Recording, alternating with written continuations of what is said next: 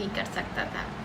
उस समय शासन व्यवस्था में कुछ ऐसी संस्थाएं थी जो राजा को सलाह देती थी और महत्वपूर्ण निर्णयों में भूमिका निभाती थी। इनमें सबसे महत्वपूर्ण भूमिका थी सभा और समिति। हेलो एवरीवन, मैं डॉक्टर मेनका पारिक हूँ।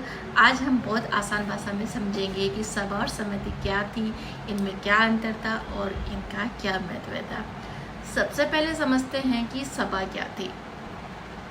सभा ऋग्वेदिक काल की एक जो महत्वपूर्ण संस्था थी। इसे आसान भाषा में बुजुर्गों या विशेष लोगों की परिषद की तरह समझ सकते हैं। ठीक है, इसमें समाज के जो विशेष लोग थे,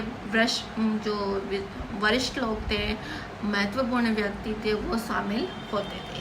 ठीक है, सभा और सामाजिक, राजनीतिक और न्याय से जुड़े विषयों पर ही चर्चा करती थी। अगर राज्य या समाज से जुड़ा कोई महत्वपूर्ण विषय सामने आता था तो उस पर विचार विमर्श किया जाता था।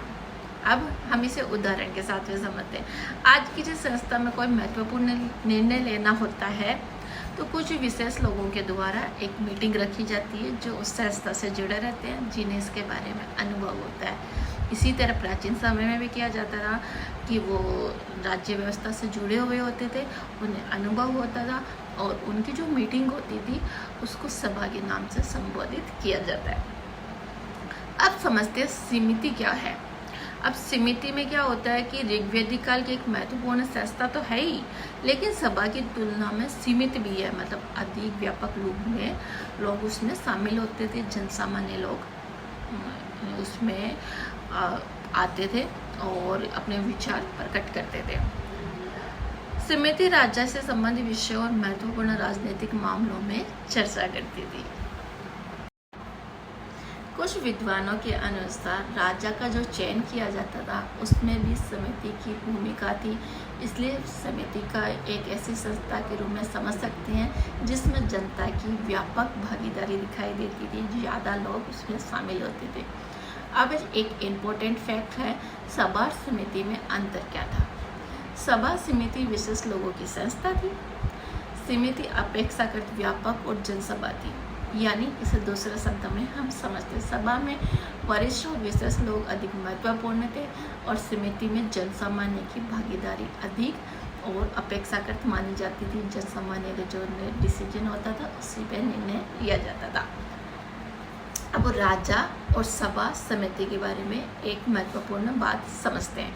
ऋग्वेदिक काल में राजा महत्वपूर्ण था, सभी जानते हैं, पर लेकिन वह पूरी तरह से निरंकुश नहीं था कि अपनी मनमर्जी करे।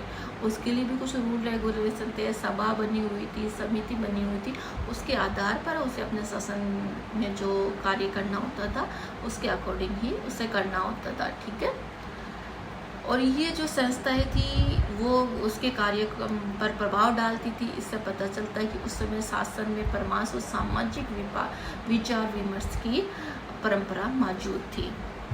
अब आपके लिए क्वेश्चन है, अगर आज किसी गांव या शहर में कोई महत्वपूर्ण फैसला लेना हो और उसमें बहुत सारे लोगों की राय ली जाए तो वह व्यवस्था किस नाम से संबोधित की जाती है, किस नाम से संबोधित की जाएगी? मतलब सभा के नाम से या समिति के नाम से? अपना आंसर कमेंट में बताइएगा।